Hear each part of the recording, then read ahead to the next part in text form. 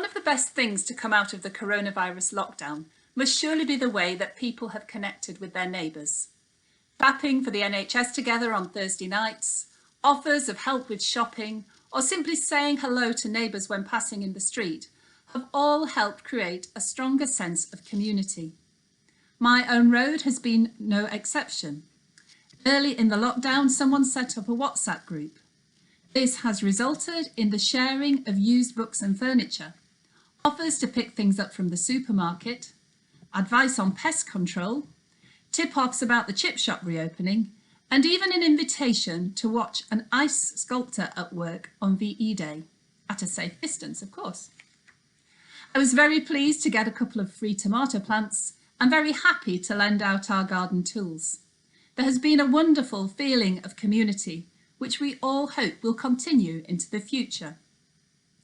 Realistically, though, it's unlikely to continue to the same degree, because we came together for a purpose, to support each other during the lockdown. As normal life gradually resumes, many of us will pick up other commitments and find our attention drawn elsewhere. In the second chapter of the book of Acts, we find a picture of a highly committed community. In Acts chapter 2, verses 42 to 47, Luke tells us that the first Christian converts in Jerusalem devoted themselves to the apostles' teaching, to fellowship, to the breaking of bread, and to prayer. They met together each day to worship. They shared meals in their homes with joy and gladness. They sold their possessions and gave the money to those in need. This community life was clearly deeply attractive.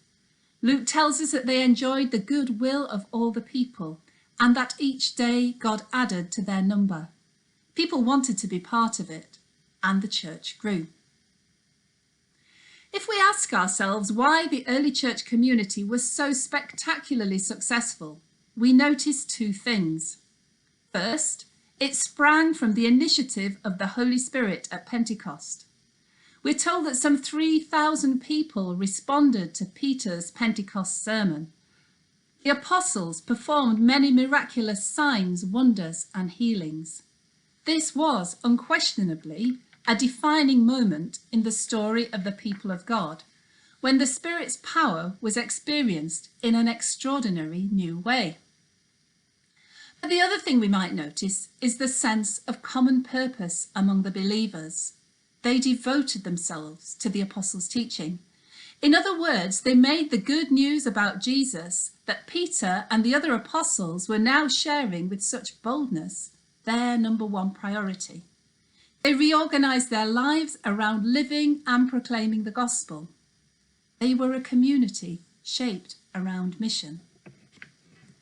When looking at examples of church life from the past, we of course need to be careful not to be too quick to conclude that we should do things in exactly the same way.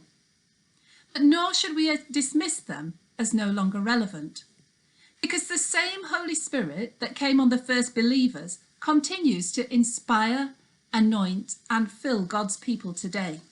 We celebrated that only a few days ago. And evidence strongly suggests that churches that organise their lives around a clear purpose, that are mission-shaped, are more likely to thrive and grow. For many of us, these weeks away from our churches have been hard, and we're longing to get back to familiar patterns, to business as usual. But the truth is that things may never be quite the same again. No one can predict what the full economic impact of the lockdown will be, but we won't emerge unscathed. What is certain is that we will need to adapt, and this will be far easier if we're committed to a shared vision and purpose. Our Diocese of Liverpool has set out a vision of more people knowing Jesus, more justice in the world. And it invites us to organise our lives individually and as congregations around that vision by committing to a rule of life, a life where praying, reading the Bible and learning together, telling others, serving and giving generously are at our core and not just optional extras.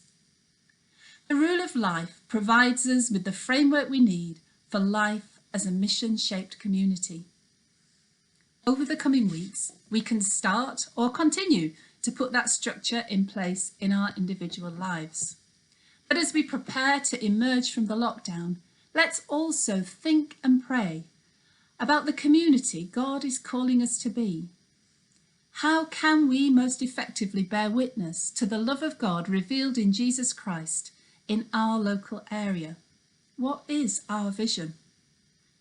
And let's ask the Holy Spirit to strengthen and empower us to be a community of purpose, so that we too may find more people coming to know Jesus and more justice in the world.